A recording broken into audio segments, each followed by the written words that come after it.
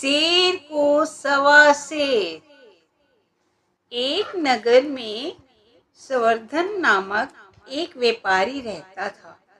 व्यापार में घाटा होने पर वे धनहीन हो गया और उसका जीवन भी कष्टपूर्ण हो गया।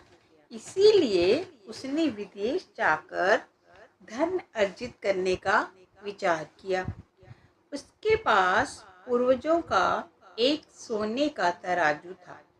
उस तराजू को अपने पड़ोसी मित्र रामदेव के पास धरोहर रखकर वे विदेश चला गया। विदेश में उसने खूब धन कमाया। शीघ्र ही वे अपने नगर को वापस आ गया। तब एक दिन अपना तराजू लेने के इरादे से वे अपने पड़ोसी रामदेव के पास पहुंचा। रामदेव ने पहले तो उसका स्वागत किया, पर तराजू के मांगे जाने पर उसका व्यवहार बदल गया। सोने की तराजू के लिए उसका मन ललचा गया था और वे तराजू वापस नहीं करना चाहता था।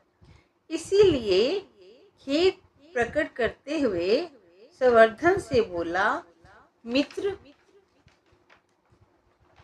क्या करूं?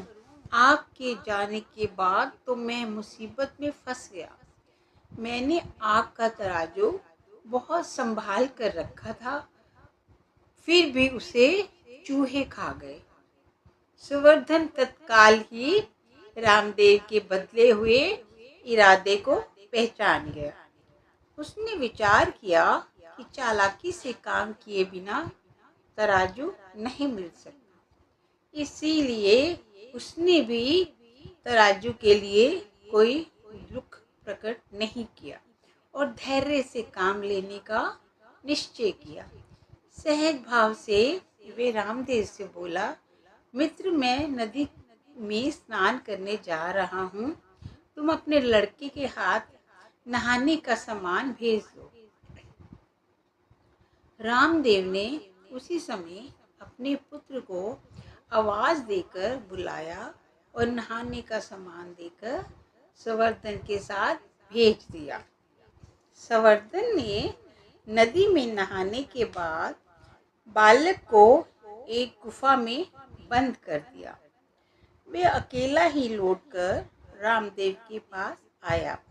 उसे अकेला देखकर रामदेव ने अपने पुत्र के विषय में पूछा कि वे कहाँ रह गया।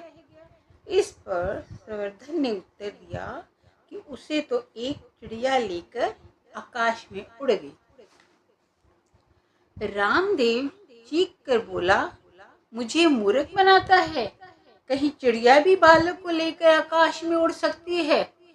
संवर्धन, हाँ भाई, चिड़िया भी बालक को लेकर उड़ सकती है, जिस प्रकार चूहे तराजू को खा सकते हैं। रामदेव सारी बात समझ गया। उसने तुरंत घर के अंदर से तराजू लाकर उसे सौंप दिया। अपनी गलती स्वीकार करते हुए उसने कहा, भाई, मुझे बहुत दुख है कि मैंने तुमसे झूठ बोला। मेरे मन में खोट आ गया था। मैं क्षमा मांगता हूँ। तुम मेरे बेटे को लौटा दो, बहुत कृपा होगी। संवर्धन ने उसका पुत्र लौटा दिया। दुष्ट के प्रति दुष्टता ही एकमात्र उपाय है।